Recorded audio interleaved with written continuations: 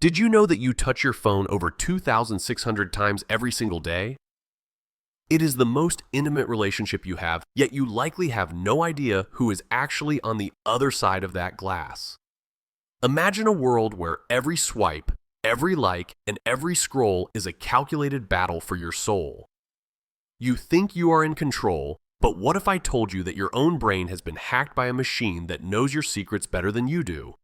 Stay with me, because we are about to peel back the curtain on the invisible war for your attention, and the results are more terrifying than any horror movie.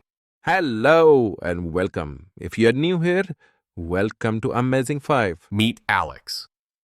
Alex is an ordinary guy living an ordinary life. Like millions of others, the first thing Alex touches when he wakes up isn't the hand of a loved one or the face of a clock. It is the cold, glowing screen of his smartphone. Since the pandemic, Alex, like the average person, spends 7 hours a day staring into this digital void. To Alex, it feels like entertainment.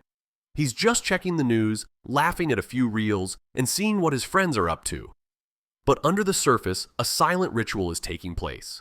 Every time he pulls down to refresh his feed, he is playing a psychological slot machine. His brain isn't reacting to the content he finds, it is reacting to the possibility of finding something. This is the science of the new god of our era, dopamine. Many people think dopamine is the chemical of pleasure. That's the feeling you get when you eat a piece of chocolate. But science has discovered a darker truth. Dopamine is actually the chemical of anticipation. Think back to when you were a child, waiting for your father to come home from work because you knew he might have a treat in his pocket. The excitement you felt while waiting by the window, that racing heart and wide-eyed focus, that was dopamine. The actual eating of the chocolate is handled by other chemicals called endorphins. Dopamine is the itch that makes you scratch. Social media apps have mastered this. They don't give you the chocolate right away. They make you wait, they make you scroll, and they keep you in a state of constant, high-alert anticipation. This is why you find yourself opening Instagram for the 10th time in an hour, even though you just closed it. But you aren't looking for pleasure, you are enslaved to the itch. In 1964, a philosopher named Marshall McLuhan said something that would haunt the future. The medium is the message. He meant that the way we receive information is more important than the information itself. In 1857, the famous Lincoln-Douglas debates lasted for 7 hours. Audiences would sit in the sun, listening to complex logical arguments for hours, then go to dinner and return for 3 more hours of rebuttal. Their medium was the spoken word and the printed book, which required deep, focused thinking. But today, our medium is the scroll. We move from a tragic news story about a natural disaster to a video of a dancing cat in less than a second. This fragmented information destroys our ability to focus. We are no longer being influenced by deep ideas, but we are being influenced by whoever can grab our attention in the first 3 seconds. This brings us to the most dangerous part of the digital war, the illusion. Alex looks at his screen and sees influencers in private jets, couples on white sand beaches, and 20-year-old millionaires tossing stacks of cash. He feels a sense of shame. Why am I not there? He wonders. What am I doing wrong? But the truth is often a lie. Take the case of a UK couple, Ajay Singh and Sophie Brohi.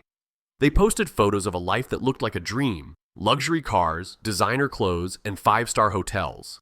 Thousands followed them, jealous of their success. The reality? They were stealing from gym lockers to fund a fake life. Today they aren't in a penthouse, they are in a prison cell. There are even companies now that rent out fake private jet studios. For a few thousand rupees, you can sit in a static room designed to look like a $50 million jet, take a photo, and tell the world you're flying to Dubai. It is a carefully designed hall of mirrors, and we are the ones getting lost in it. You might ask, if these apps are free, how can they afford $20 billion data centers? The answer is simple. If you aren't paying for the product, you are the product. Every time you like a photo or even linger on a post for an extra 2 seconds, the algorithm records it. It knows your political leanings, your insecurities, your favorite coffee, and even the time you usually feel lonely at night. This isn't just for ads. This data is used to build a digital twin of you. Thus, the algorithm then uses this twin to test which videos or notifications will keep you on the app the longest. It is a battle for your time because your time is the only thing that cannot be replaced. Alex realizes now that he has been a soldier in a war he didn't know existed. But there is a way out. The solution isn't to throw the phone away, but to reclaim the attention. It starts with a digital detox. Clear the notifications that treat you like a puppet. Practice mindful consumption. Ask yourself, is this video helping me grow, or is it just scratching an itch? Most importantly, break the algorithm cycle. Don't let a machine decide what you think about before you go to sleep. The greatest threat of the 21st century isn't that we are using technology, it's that technology is using us. We are losing our freedom to think independently, to feel satisfied with our real lives, and to focus on the people standing right in front of us. Alex puts his phone face down on the table. For the first time in 7 hours, he looks out the window at the real world. It isn't filtered, it isn't edited, and it isn't trying to sell him anything. It is just life. And for the first time in a long time, Alex feels like he is finally the one in control.